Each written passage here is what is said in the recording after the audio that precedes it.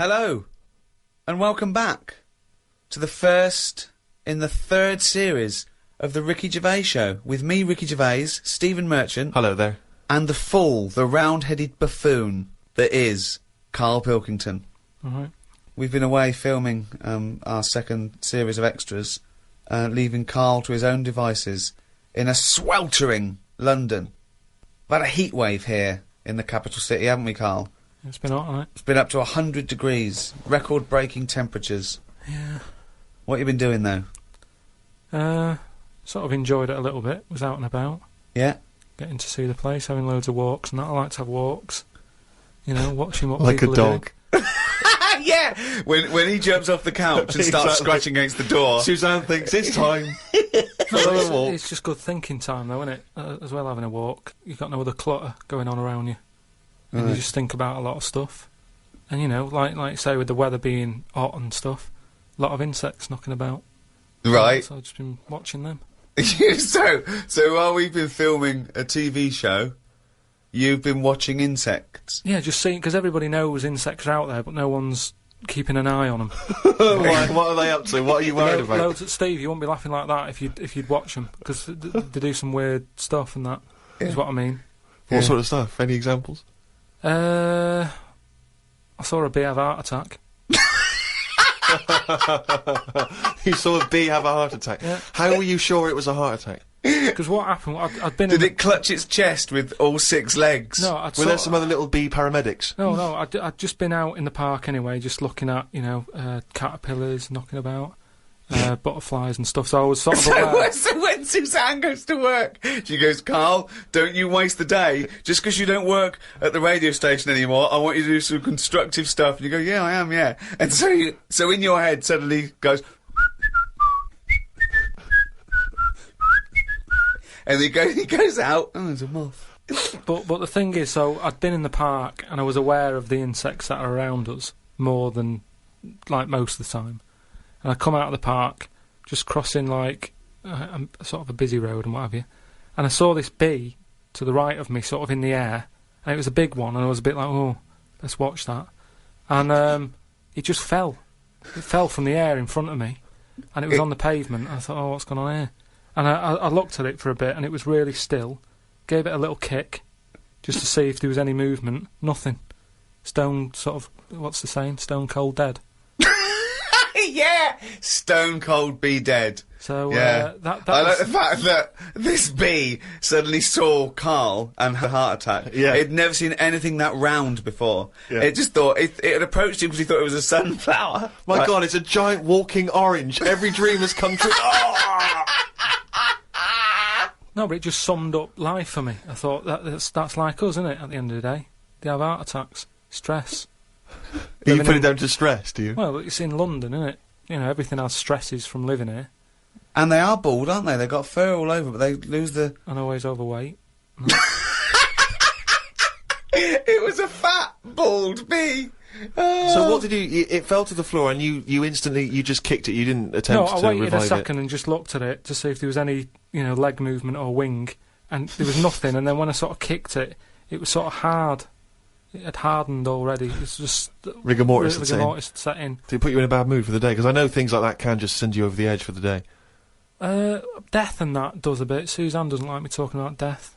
What riveting conversations do you come up with? No, just things like one of our mates has had a baby recently, and I just was saying, oh, when that's sort of our age, we'll nearly be dead. Think of that. That's the first thing he says, is a new life brought into the world. I know! But when he's our age, we'll be dead. Yeah. No, it's Maybe weird. they'll let you do the speech at the christening. Yeah, it's just, you know, so like I say, just insect life and that, it's interesting. You say it's interesting, but do you care about really finding out about them? Do you really care about what bees do or what ants do? You look at them and you make up your own world. For example, it had a heart attack, it's stress, it's overweight. You know nothing. I could probably... Won't you look something up? You know, honeybees are fascinating. You know, honeybees, they've been around making honey for 100 million years. It's incredible. Their wings beat over 11,000 times a minute. And he's thinking, no wonder I had a heart attack. Yeah, exactly. But they're do you know bees, like ants, are actually like specialised wasps. They're sort of developed from the same Family. Huh? Family, like. Well, yeah. Yeah. Doesn't surprise me. Doesn't surprise you, though. Does it interest you in any way? Well, everything's linked to something, isn't it? It's like how they say away from monkeys and that. Yeah. It's all the same sort of thing. Yeah. Well, yeah, I've been watching loads of stuff. I've been watching ants. You mentioned ants. I've had a lot of moths in the house. They're sort of sad. I mean, you say it like it was a garden party. No, Yeah. it's just all these things. You look at them. I mean, you go into the scientific bit saying, you know, it likes honey or whatever. It doesn't like honey. The reason they store honey is to get them through the winter when there's not, like, nectar, or nectar's hard to get, and they store it. And they store too much, which is why we can skim a little bit off the top. We're like agents.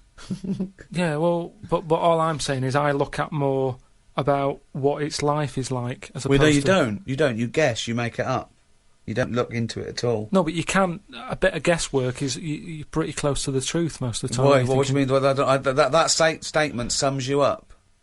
A bit of guesswork is pretty close to the truth. Because if you watch something long enough, is what I'm saying, you can see that it's a bit clueless. It's the same way about ants, or, you know, they're hard workers and all that. I watch one, it's going back and forth all the time. They go one way and then they stop and go the other way. They try to look busy in front of the mates. But if you watch one... If you watch one long enough, it's back and forwards, and it's like it's done nothing there. I'm going to carry this twig back and forth until I can knock off at 4. There's a lot of that going on. Is there? Because there's not. There's none of that going on. There is. No, like I say, the moth. Depressing little sort of thing. Why is it depressing? Just the way it hasn't got eyes, has it? You just look at it, it doesn't know what's going on. I just don't... I think if you haven't got eyes, you shouldn't have wings.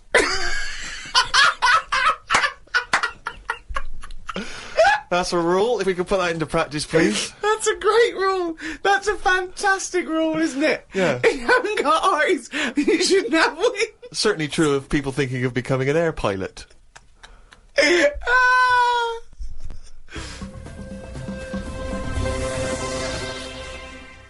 You know, whilst you've been working on that, I've been travelling about a bit, just seeing the country and that. Went to Dorset, right? Nice beach there. And you know those huts you get? Like a hut on the beach and you... Oh, where you get changed? You can get changed in it, but they're better than that. It's like you can put a telly in it, sofa if you want. Oh, you don't mean the Victorian changing huts? Yeah, You mean those sort like... of things. It's sort of bigger than that. Yeah. And we were walking down there and there was a really sort of big fat family in one of them. There was about 4 of them. And you could tell that they'd never had a game of anything, do you know what I mean? They just sit down there, eating ice creams, looking at the sea and what have you. And the weird thing is, the little fat kid, the youngest one, who must have been, I don't know, about 8, he was really fat, to the point of you couldn't see his neck. Yeah. And he sat at the front of his mum and dad and his older sister. He sat there, and he had a frisbee, and I thought, look, they don't want to play with him. I mean, that's an active game to play, isn't it? Yeah. Frisbee. As we got closer, he was just using it to eat Maltesers out of. I just thought, even, again, you know, the one active thing he's got, he's using it to eat out of. Yeah. Extraordinary. And that just sums up what people are like now when it comes to keeping fit and activities. Oh, that's fantastic. Were you sporty, Rick? I was, yeah. I loved it. I absolutely loved it. Were you good at it? I was good at some things. Was never good at rugby. Never good at cricket. Was all right at football. But those things were the more competitive things that were scary. So at my school, when you're surrounded by, like, people the fun is hurting someone. Well, it's weird you say it, because I remember the first day I went to play cricket, my mum said, as I was leaving, I was really excited about playing cricket, she went, be careful. I was walking across a playing field once, a cricket ball hit me on the head, I was unconscious for 2 hours. Freaked me out. Yeah, on the way to play cricket, I thought, okay, always scared of the ball, because it's obviously, as you say, rock solid. I remember a couple of seasons later, I had to play rugby for the first time. As I was leaving the house, she went, be careful with rugby. I knew a kid once broke his back playing it. I was terrified of rugby. I mean, I was terrified of scared. it. Such a scary The game. ball came to me, I got rid of it immediately. It's mental. Yeah. I don't understand. And what I remember is, I remember a teacher saying you've got to play it very carefully because you can get seriously injured, you can hurt yourself, you could be crippled for life. I remember thinking, why are we allowed to still play this game at school? I was worried about cracking heads. Yeah.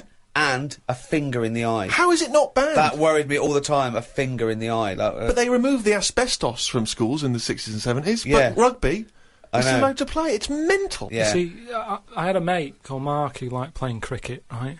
And when I used to say to my mum, "Oh, I'm just want to go out with Mark and his dad to play cricket," and she never used to let me go. She'd go, "Oh, prefer you didn't." And I used to always think that it's because it's a dangerous sport. You can get hit on the head by the ball and it's hard. Put an eye out or whatever. But it was because his dad used to drive us to the place to play cricket, and he had his eyelids were too big, so he used to have to sort of have his head right back. Like one of those old-fashioned dolls. Right. Where you can lean about They clunk back and clunk forward again. And she didn't like me getting in the car with him. Sorry, who's this? Whose eyelids are too big? Growing up, you had a woman who had her head like a bag of spuds. But I didn't know her. No, you had 2 kids at school with webbed hands and feet and big heads. Yeah. You had a pigeon chest boy. Nowadays, you're walking around with insects and moths like something from James and the Giant Peach. Yeah, and you had a bloke whose eyelids were too big. One thing I've noticed that, because I occasionally go to the gym, and those guys who work out constantly to give themselves extraordinary physiques, they're on the trip, they're on the weights, and they're really... I notice in the summer particularly, those guys cannot wait to get their shirts off. Yeah. Everywhere you see, they're walking around. If they've got a good torso, they are walking shirts off. Even, I think, if you go to nightclubs, I notice there's always one guy who's thinking, well, I have put so much work into this body, I have got to get my shirt off on the dance floor. A vest, yeah. And it comes straight off. A brand new tattoo. I'm not covering that up. Exactly. I've paid a lot for it. Let's see it. Yeah, yeah. But that's what we were saying about bodies. I can't remember why we were talking about it. We've got to a point in science now that you can change your head. Right. No, well, that doesn't make any sense at all. It was a programme on... It was done in the 50s or 60s where they stuck a monkey's brain on a stick and had it wired up and it still worked, right? Right, okay. And that was in, like, the 60s or Right, whatever. okay. Well, so, to say to change your head makes no sense at all. Because if you put a different head on a different body, you're changing the body. Yeah, I know. Well, that's what I'm about to say to you, though. What? That's what I'm saying. That I'd be more confident if I had someone else's body, because if anyone dissed it, I can go, no, it's bad, innit? But it's what not are you mine. talking about? Well, it's like, say... As opposed to someone else's head? Yeah. Well, What, it you'd wouldn't be me, would it? The head is me. Well, of course it is, that's what I mean. Yeah, So the what do you head's mean? me. You'd be happier having someone else's body? What, than your own? What I mean is, say if you're wandering about, for some reason, there's an incident. You have to take your top off and that, and everyone's looking at you, right? And you're a bit sort of, you haven't got the muscles and that, you haven't got the six-pack. Right. Which isn't that nice anyway. I don't know why that's become a nice thing, really, seeing the insides of you. You might as well... I mean, I know I came up with the see-through skin idea, but it's a bit weird, isn't it? You can see stuff. No, it's the muscle in front of the... No, it's not. Sometimes it is. you can It's see not the- It's not the tubes. outline of your No, organs. you can't see tubes. You can see tubes and veins and stuff. Well, you can see veins. Yeah, well, I don't want to see that. That's why we've got skin over it. Is Well, what stop I mean. looking at naked men, then. Why I know, you but keep- sometimes you can't help it because it's been hot, and like you say, there's people walking about with vests on and that. So anyway, what I'm saying is, say if some incident happened, I'm walking about with my top off. Right. Girls are laughing at me, right? Why? Dunno, they might. Yeah, go on. So they So- wouldn't look at your body, they'd all look at your head. So what I mean is, Yeah. rewind that, right, and imagine all that happens again, but I've got someone else's body. Right. Whose Right. body? Just some fella who's died, and my body was injured, and they said, we've got a new body in. You can Right. have it. We'll Yeah. stick your head on it. Yes. Yeah. Now, say if... They're laughing at you. they laughing are at the laughing, body, they're laughing yeah. at the body, Yeah. but at least I'd be able to sort of go, I know it's a mess, but it's not mine. At least I don't have to claim ownership. So all of this extraordinary technology that can make put one head on another person's body, is so you can go, it's not my body. No. But And it's not your own. I'm not being funny though. So if you have a body transplant, right, and you're there, you're at home, Yeah. naked, you look down, Yeah. lovely penis and a set of testicles, Yeah. right? What do you do with them? What do you mean? What am I doing with them? Well, do you like them? Well, you wouldn't mess about with them as much as if they were your own.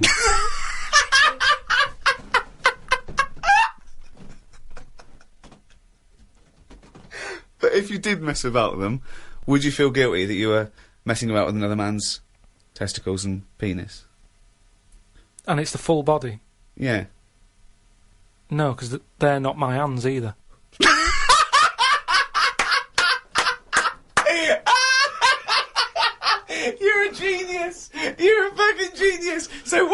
doing is watching someone else wank. Yeah.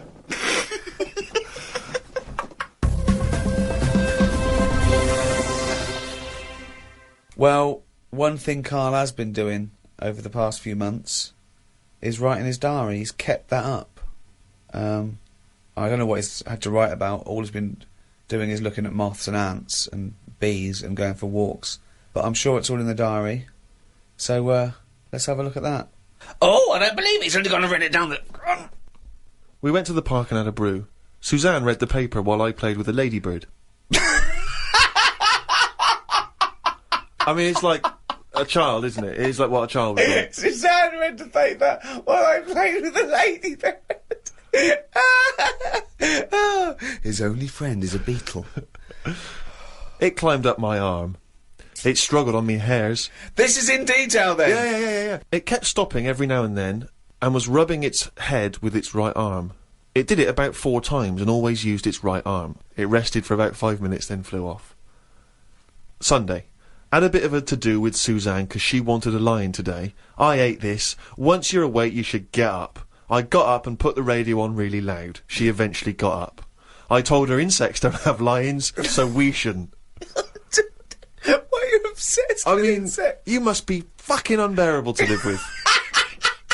You must be a nightmare. No, I've just started, because I've watched insects a lot. I don't want to keep going on about them because we're a bit insect heavy. But at the end of the day, if we copied insects, we wouldn't go far wrong.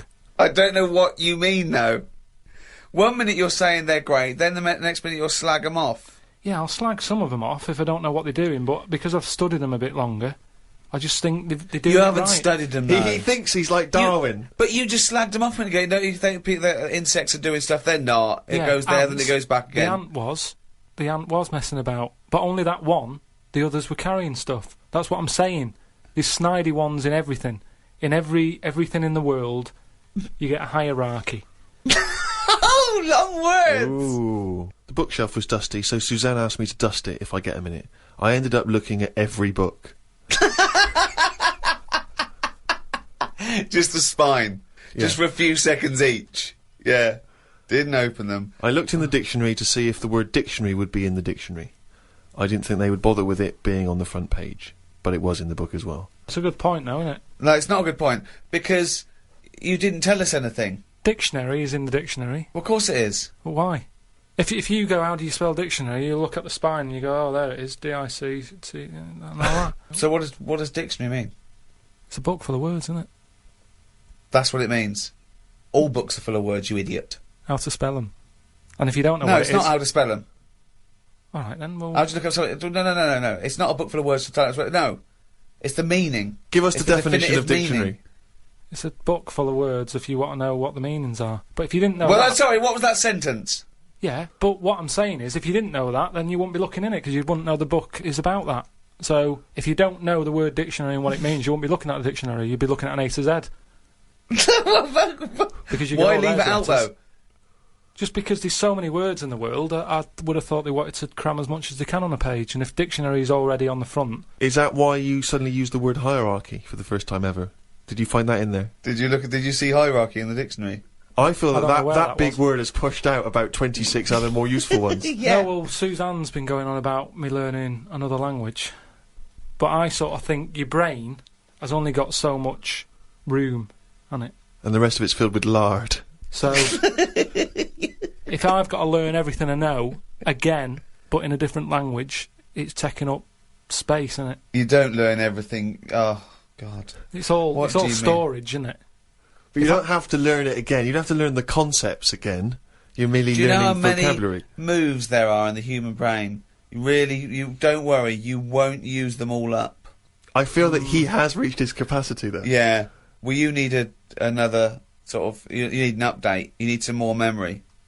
Woke up to some interesting news. It's good when this happens because it sets me up for the day ahead. If it's miserable news, it affects my day. It said on the news that they have found 2 new flies. Fucking hell, more insects! What have you done? Is that all you've done this summer? Bong. Trouble in the Middle East. Bong. 2 new flies found. Ladybird climbs up arm. They were found in the UK and they were found close to each other. Maybe this happened because they were different than the other flies and weren't expected to hang about together, so that's why they knocked about with each other. That would happen, wouldn't it? What do you mean? It's two new flies. What do you mean? Does it mean there are two new flies that are a different species? Yeah, two new species, and they found them close to each other, right? Yeah, and but they didn't mean there was one of each. No. Yeah, they did. They found two different ones. No. No, they have. Seriously, I know that. That's right. That's a fact. So you've got, like, I don't know the names of them. They give them odd names, don't they? Well, say Yeah. call it A and Fly B, right? Yeah. Fly A, I don't know. Say that's orange. This is just... B. Fly B, yeah. No, This is but- painful. No, but this I'm is just painful. making it easier But for Fly B you. wears Okay. a little hat. He's got a little hat. Alright, yeah, fine. Now, they found the orange one and went, look at this over here. This is a bit weird. And they've gone, oh, that's a new species. Log it, whatever. And then the other one went, oh, keep your pen handy. Look at this one, it's got a hat on. So then they found them both within the same distance. I don't know what that sentence means. Keep going. They No, found let him them try and both. finish. They found them both within the same distance. But without interrupting him, let him finish this point. Let me just make one thing clear. Karl Pilkington just said they found them both within the same distance. Think of that! Don't know what it means, but go on, let him finish this point. So what I mean is, they weren't knocking about with other normal houseflies because they were probably sort of going, oh, he's a bit weird. Leave it. Yet, because the other one was also odd, they're hanging about with each other. Don't you understand that? Why is that such an odd concept? Because you think of it as like two little new kids in school. Yeah. They find out they're both new and they've got something in Yeah, common. they're both goths, so they start hanging out together. Yeah. And this was on the news, was it? Yeah, just on the radio, yeah. I know if I looked into that story, it would be 90% wrong. Bit tired today, because didn't get to sleep as early as I wanted due to a moth getting in the bedroom. Fuck me! I got it in a glass and looked at it for a bit and then let it go because Suzanne wanted to go to sleep. Looked up some interesting news. Some people dug up an old body in Ireland. Turns out it's well old and was here when dinosaurs were here. The really weird bit is it had hair gel in its hair. Right, what is it? Fella. Well, no, it wasn't around when dinosaurs were here then. Just a bit after. Right, fine. A lot after, yeah, go on. I think any hominid, anything that could even be linked to anything that may become man, is only about 1 million years old, and I think Homo sapien is probably only about 150,000 years old. Dinosaurs are about 150 million to 250 million. Yeah, no, it's not the age bit, that's amazing. It's the fact of, there's a fella, won't have even had shoes on his feet, Right. and yet he was worried about his hairstyle. Right, well that's definitely not true either. This is unbelievable. Well, there was a man on the radio doing poetry, says Karl in his diary. I thought I'd have a go at doing a poem about today. Not really. Steve, I'm a little bit queasy. He hasn't really written a poem. He's written a small poem. No, he hasn't really. Yes. If moths had eyes... Fuck me! let me read the poem, okay? Oh, fuck. You wouldn't interrupt T.S. Eliot. Okay. Oh, okay. If moths had eyes, would they be happier? How do they know they're not dead? Cavemen hunting for food, but not before they style the hair on their head. What would last longer in dinosaur times? A blind man didn't stand a chance. Not with all them rocks about. I'd rather be a blind moth. Right. It may be the greatest poem Now, ever written. just you know, dissecting it briefly, you attempt to rhyme in the first 4 lines, but abandon the rhyming system in the last 3. Is there a creative decision for that? Can we have Karl read that? By all Sorry, means, yeah. just you read it as you would like to. So this is imagine this, right? Okay, this is going out all over the world. This podcast, and now Karl Pilkington, a new poet from Manchester, now living in London, England, would like to read a poem. If moths had eyes, would they be happier? How do they know they're not dead? Cavemen hunting for food, but not before they style the air on their head. What would last longer in dinosaur times? A blind man didn't stand a chance. Not with all them rocks about. I'd rather be a blind moth. He said it as though the last bit was going to rhyme. He said it like it was going to rhyme. Oh, God. No, it's amazing. But I think he feels as though the final line, "I'd rather be a blind moth," is going to be one of those great, you know, a summation that somehow the moth is a metaphor. The caveman.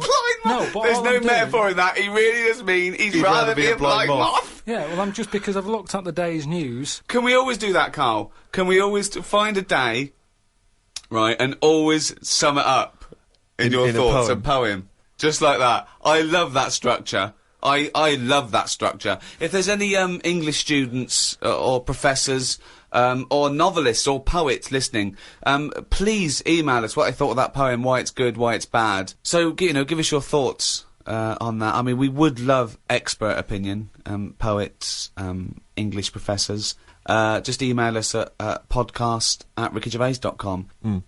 Now, Karl, apart from being a poet, you are an author now. You've written a book. You know, which surprised me and Steve, because as Steve said, we thought you'd read a book before you actually wrote one, but you've proved us wrong, and all your teachers wrong, and everyone in the world who thinks you're an idiot. It is actually a very good book. I mean, a lot of it is transcripts from, you know, the podcasts, but you've answered some of your critics, haven't you? And you've tried to prove some of your theories. It's everything about Karl. It is like all the drawings. All the drawings. There's new stories, isn't there? I mean, there's so much effort. I can't believe it. He's been working on it for months, and it's out on the 18th of September. But you can order it now, can't you, on Amazon.com and Amazon.co.uk. What's that book called? It's called The World of Karl Pilkington.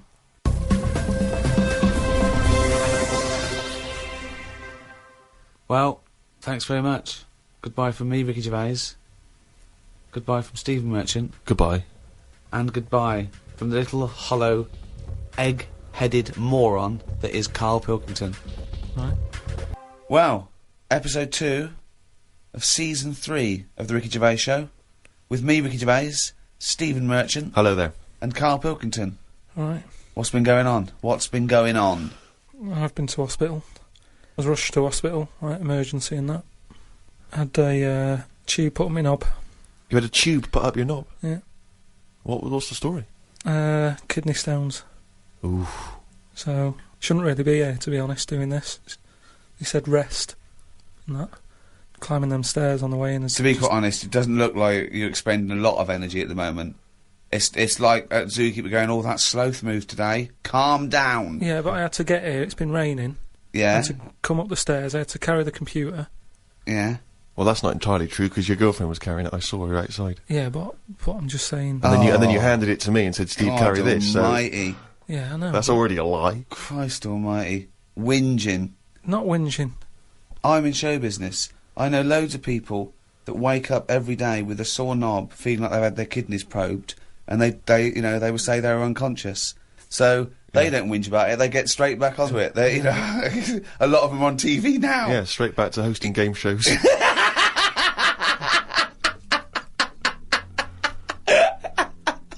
So you're rushed to hospital. So take us through the events, because it does sound quite dramatic.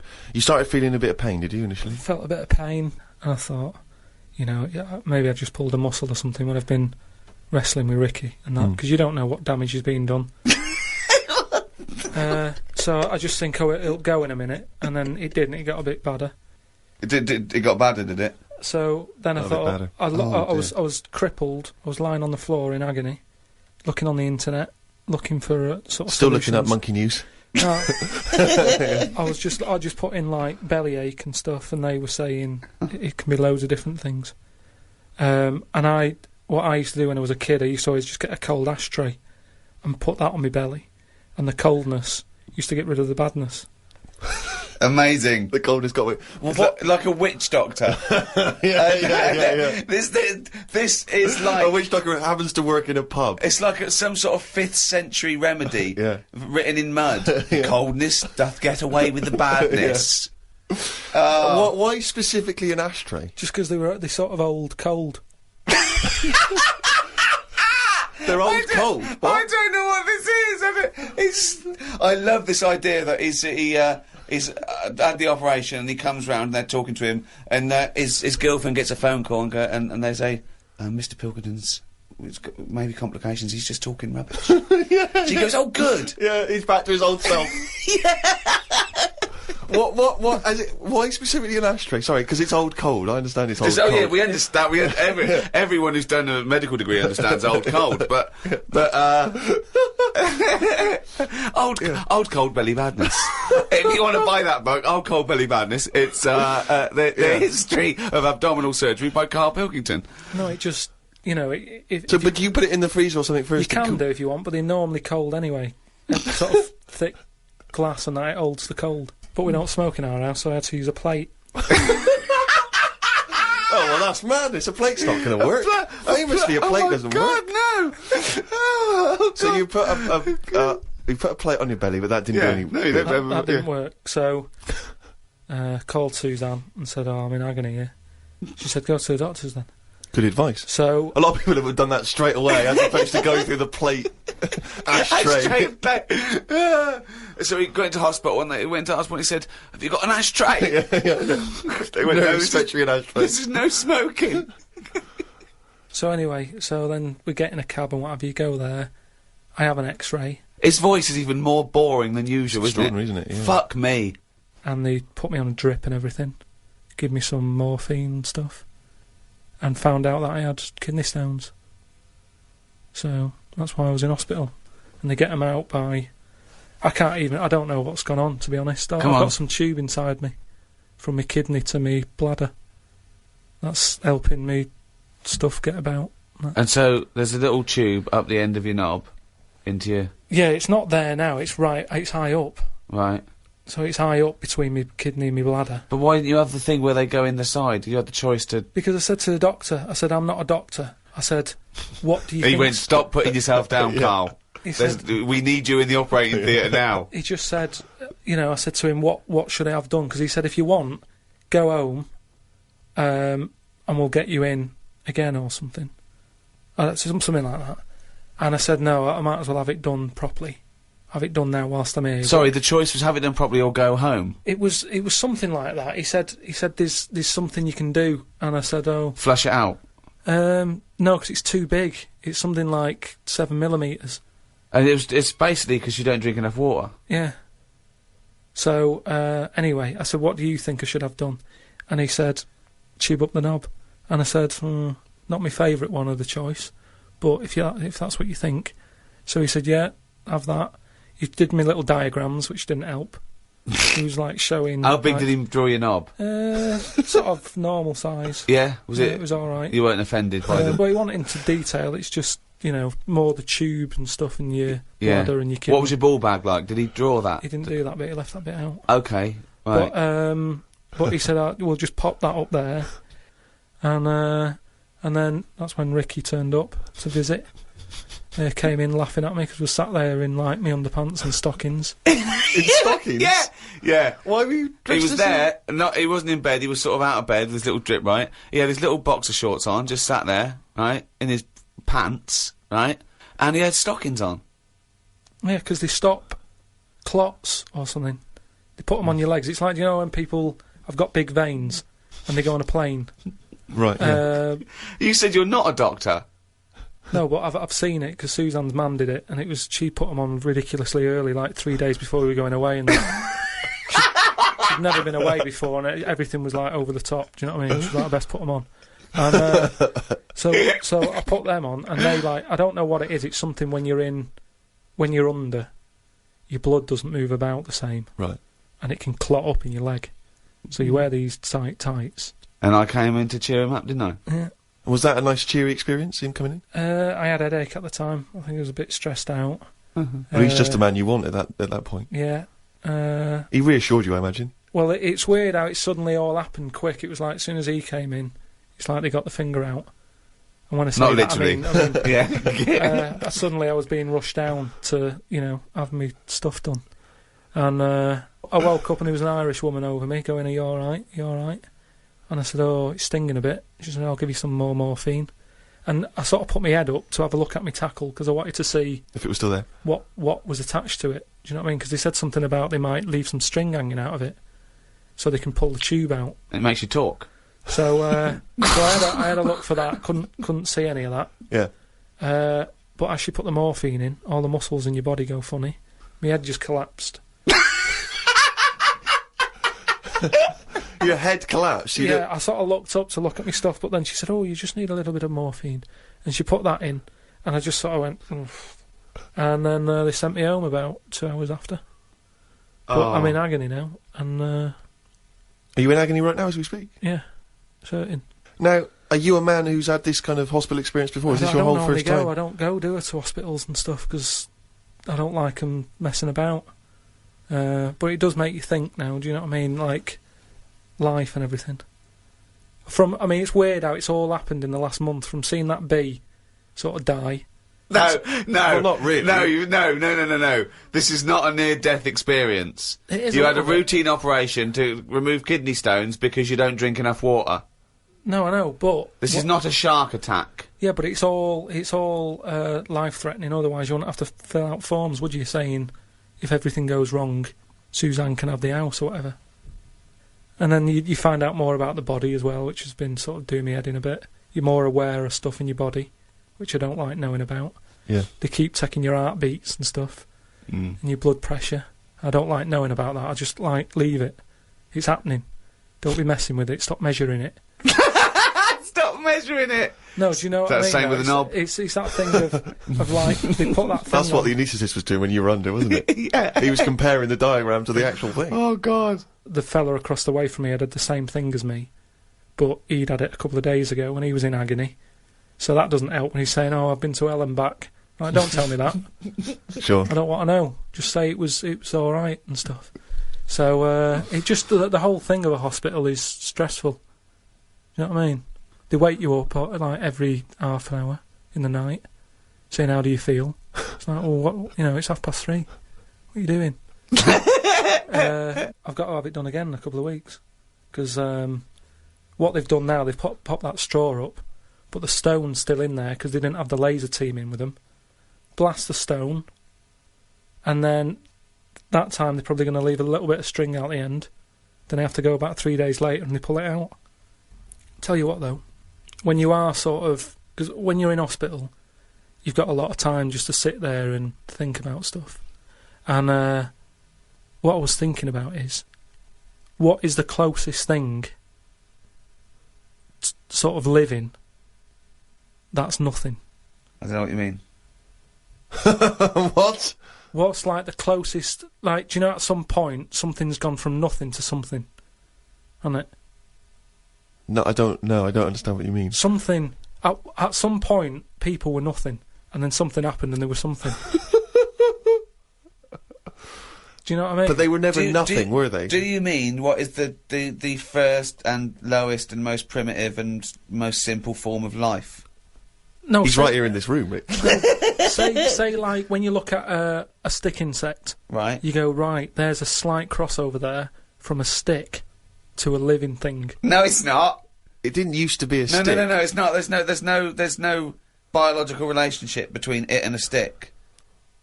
But there isn't much difference between the two, is what I mean. Of course there is. It's a huge there isn't. difference. They just sit there looking like a stick. That's their skill. Yes, but there's nothing to do with being a stick. It's like camouflage. That's like saying when a soldier puts on combat gear, you're saying he's a cross between a human and a shrub. He's not a cross between a human and a shrub. No, but that's man-made from a distance stuff. you can't see him. That's the same as the stick insect. No, but that isn't what I'm saying. What I'm saying is, have you seen them weird things that just look like they sort of look like a leaf? Yeah, they're insects that have evolved to look like a leaf. So a bird thinks, oh, There's no tea there. No, That's but not a juicy insect. It's a leaf. I don't eat leaves. Yeah, but at Forget some it. point, something has had it away with a leaf. No! What? At no point has something had it away with a leaf. No, to make it look that much like a No. leaf. At no point did a beetle shag a leaf. There's nothing on a genetic level or molecular level, anything to do with it having anything to do with a stick or a leaf. It's superficial. It's the way it looks. That's all it. That's like saying chameleons must have mated with green once. They are green. No, but it looks like a leaf. What I don't understand is... It has evolved to blend in perfectly with its surroundings and fool predators. But then how does it have relationships? It will be going around sort of having it away with a leaf.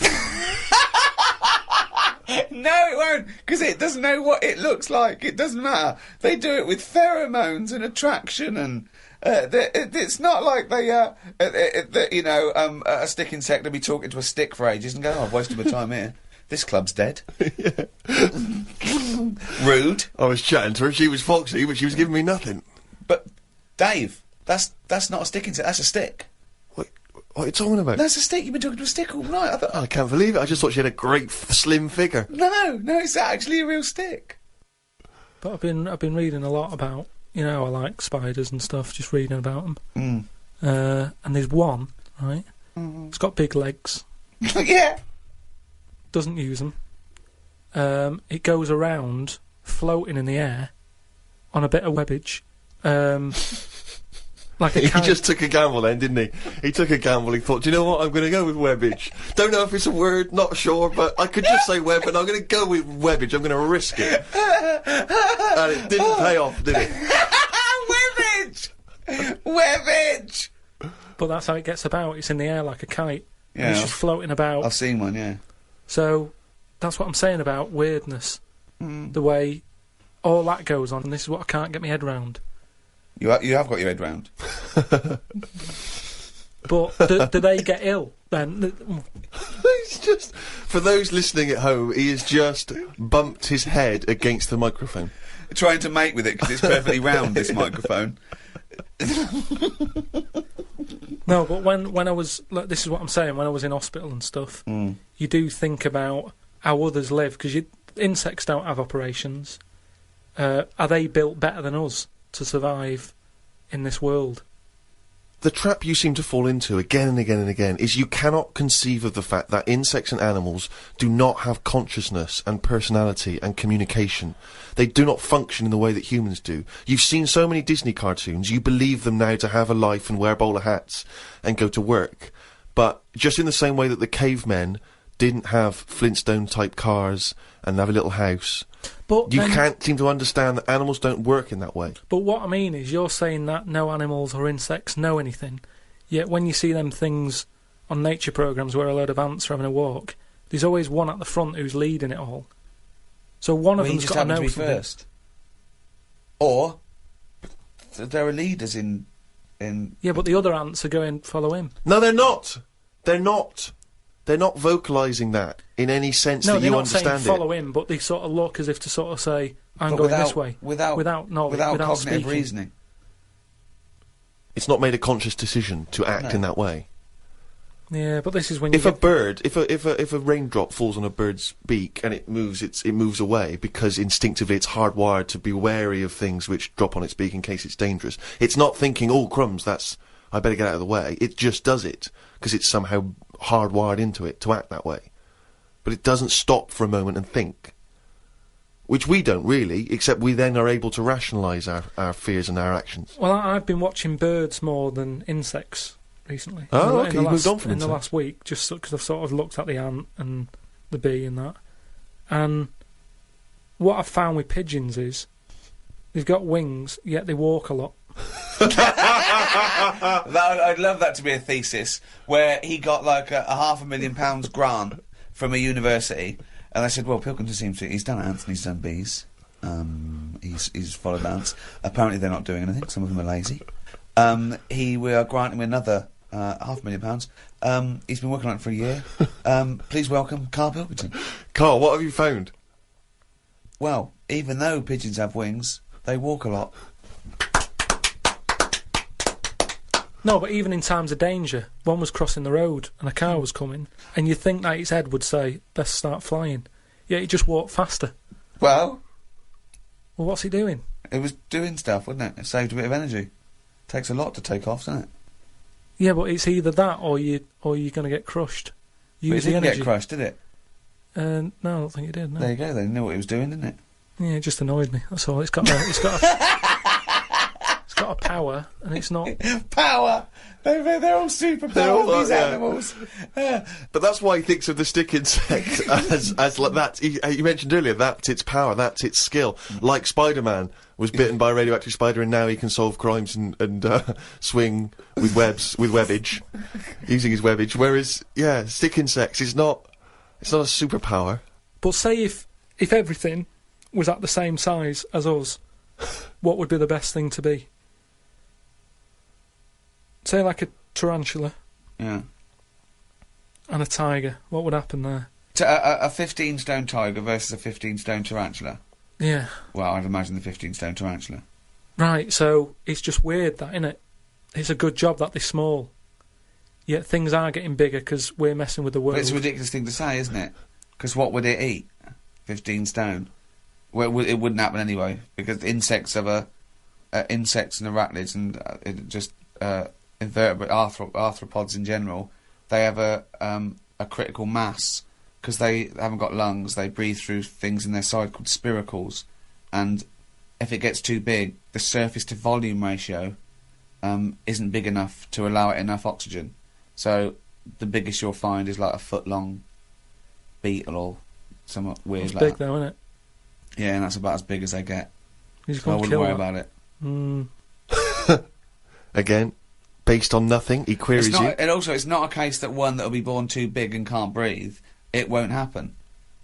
That's why they're only that big, because of But it's that like restriction. fish, isn't it? How they say about a goldfish. Yeah.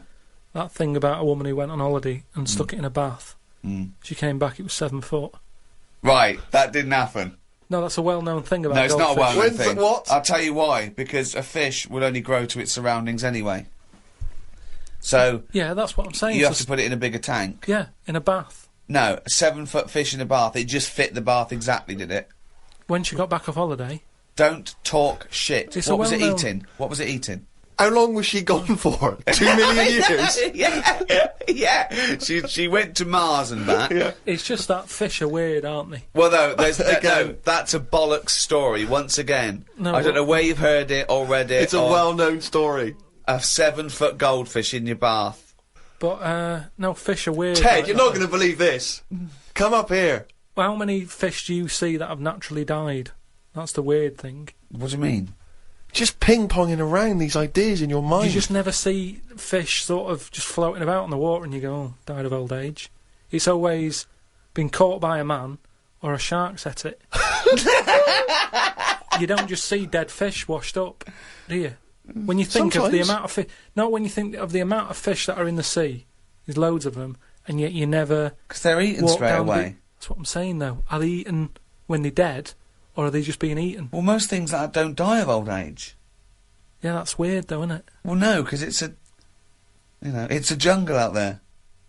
Yeah, no, that's why I said I wouldn't want to live in the sea. Because you've got to Are be you on- sure you're not on morphine as we speak? No, but in the sea, you've got to be constantly sort of alert, haven't you? Yeah, amount but of that's stuff. true of all animals. No, worse than the sea. The sea is like full of... you've got an enemy round every rock. I love it! I love it! It's like a warning to crabs Exactly. and young squid.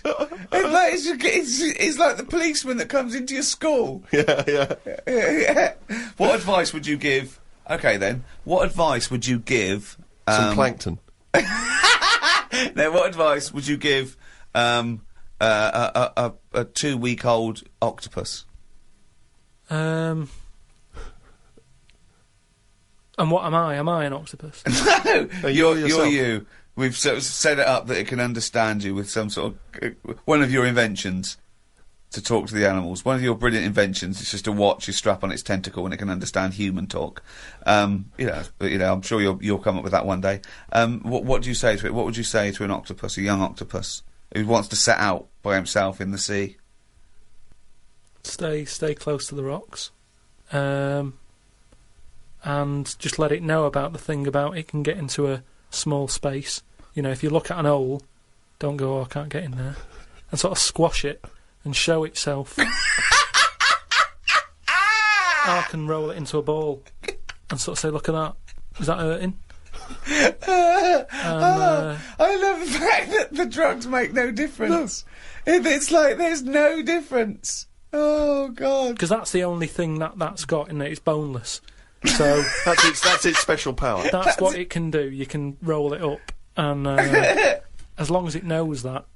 But that's the problem with a lot of powers, isn't it? That's the same thing about how people say don't have a go at bees because they're not like wasps. They don't sting you because once they sting you, they die. That doesn't know that, does it? It's also not true, but yeah. Do you know what I mean? It doesn't know, so it's not like the bees going around going, I'm not going to sting you because I'll die if I do. What's your point there? I don't understand. I'm just saying we shouldn't dislike bees. Well, how do these creatures know what to do? Instinct. I suppose it's like that story you told me about the scorpion, isn't it? It's that, innit? What, the scorpion and the frog? Yeah. What, the fable? Yeah. What was it? It was a frog. The scorpion needed to get across a river, and it said to a frog, "Can you give me a lift?" And the frog said, "Well, no, of course not, because you'll sting me. You're a scorpion." And he goes, "Well, no, why would I do that? If I sting you and I'm in the water and you drown, I drown." And the frog went, "Good point." So the frog gives him a piggyback, going across the river. Halfway across, the scorpion stings the frog, and the frog's dying. And the frog's going, "No, I'm going to die, and you're going to die. So why did you do that?" And the scorpion said, "Because I'm a scorpion." What do you think that was meant to point out? Just sort of be careful who you help. No. It's meant to point out that you are what you are. You are your nature. No, but it's also that thing of like... I'm telling you, it's nothing to do with if what the frog was... If you're driving and someone's hitchhiking, don't pick them up because... No, it's nothing to do with the mentality or the reasoning or the anything to do with the frog at all. The point of it. Well, I don't know. I think Aesop was thinking a lot about the hitchhiking problem.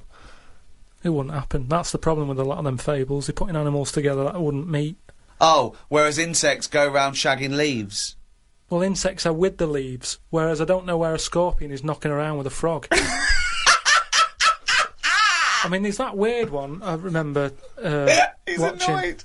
I remember hearing something about this lizard that sort of gets pally with the scorpions, even though they're not mates, they don't get on, but they've kind of got this agreement that the scorpion can live in their house if they guard it.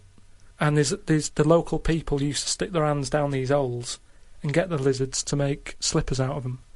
And the lizards were getting sick of this. And I think somehow something happened where the lizards thought, look, enough's enough. We'll let you sleep in our den if you stand by the door. So the scorpion used to, like, stand by the door and stay awake at night whilst the lizard's having a kip.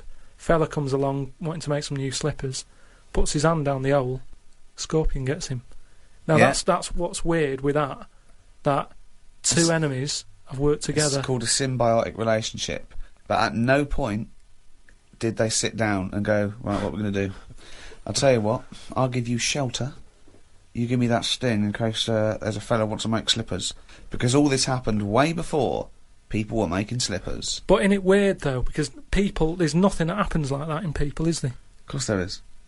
What, like that, where you don't get on but you work with them? Of course there is. What?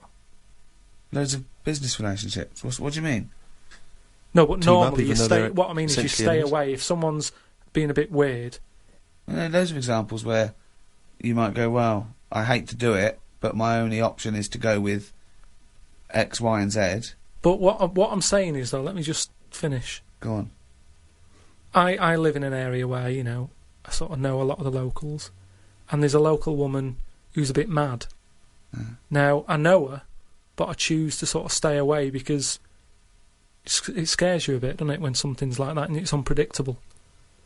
So, you know, when I was in the little corner shop, she came in, right, She screams a lot.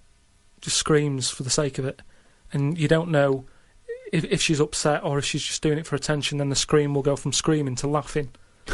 So you're like, oh, what's going on? And it was like rush hour. It was like rush hour time in this shop. And she chose to go in then, and she doesn't work, so it was like, why is she coming in now? She's had all day to go in. Just picked the busy time. And she was like about 3 places in front of me. And she was only buying a Yorkie and some earbuds. Right? And I thought, a Yorkie and some earbuds? yeah, and I thought, what's the rush? You've come at the wrong time, and you bought stuff that could have waited. You should never have to rush out for a Yorkie or an earbud, is what I'm saying. Right? And I ended up sort of going, oh, I can't stand this. And I left. Now, that was me being like I would expect the scorpion to be, or the lizard. I don't know what you're talking about now. I have I don't know no idea. Okay, so what do you mean? No, I'm just saying how, like, I chose that woman could be dangerous, so I'll leave her to it. And that's where nature kicks in. And you go, I don't want to be here. I don't know what she's going to do. She's unpredictable. I'll pop back later. And then, I look out, I can see the shop. I saw her go, and she was, like, laughing to herself again and trying to climb up some ladders. And I thought, once she's gone, I'll nick back. I don't know what my point was. I don't know.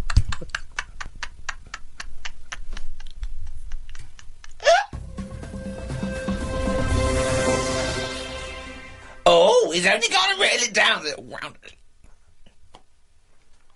That's the jingle for Karl's diary.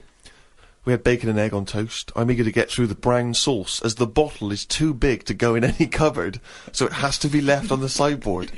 So I had about 4 dollops of the stuff. I love that made it into the diary. He's concerned about the fact that brown sauce is too big, so he's rushing through it. I know, but I'm just saying the kitchen isn't that big, and it looks messy when you leave stuff out, doesn't it? And we've got this giant brown sauce bottle, and I don't want to chuck it away because that'd be a waste. So you're having brown sauce and everything, your cornflakes, yeah. in your tea. Yeah. A wasp got in the flat. You know trouble's brewing. It was massive. The biggest wasp ever. Suzanne asked me to get it out, but I wanted to take a picture of it first. I was getting my phone ready when it flew at me. I reckon the sting on it could have killed a kitten.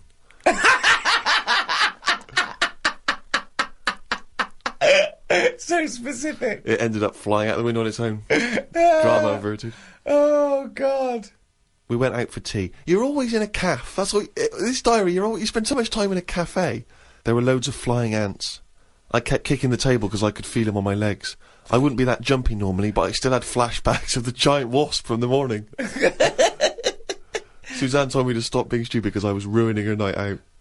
A night out in a cafe. Brilliant. Oh, what was it, her birthday? And flashbacks from an incident. Yeah. Like he's some sort of, like, war veteran. What is it? It's the wasp. It could have killed a kitten. Bought some wallpaper. We got back and got on with it. The wall that we've papered before has got a big mirror under it. We papered on top of it again.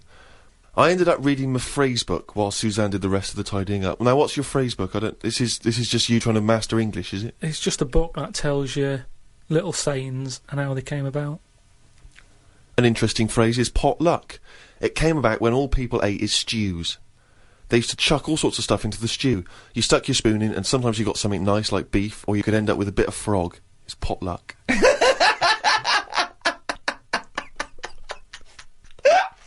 Good, that, isn't it? That's what it said in the book, did it? A bit of frog. Got up and checked the wallpaper out. There are loads of air bumps and it's buckled on the joins. I wish we'd never done it. Suzanne said the washer was broke and it's out of its warranty. She called up the people who made it and they said it will cost £150 to fix. I don't know how they know that when they haven't even seen it. I want to smash it to bits and see what they can do for 150 quid. So much anger.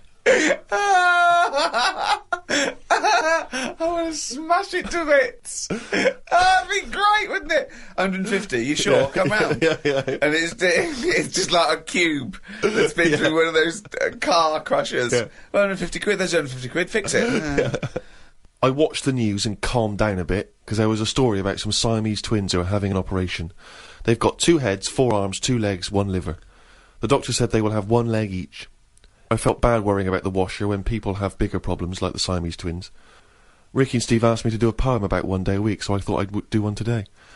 I can't obviously do it justice. I should let the master read it. You've done another poem?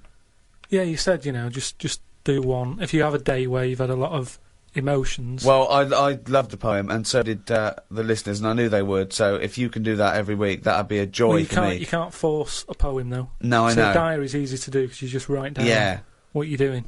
But you've got to have some really meaty subject matter to be able to write a poem, Rick, as you'll discover. I know. Right, so, you've heard what problems I had that day. Go on then. Bubbled wallpaper. What a mess. Washer dry and knackered. What a mess. Siamese twins separated. One leg less.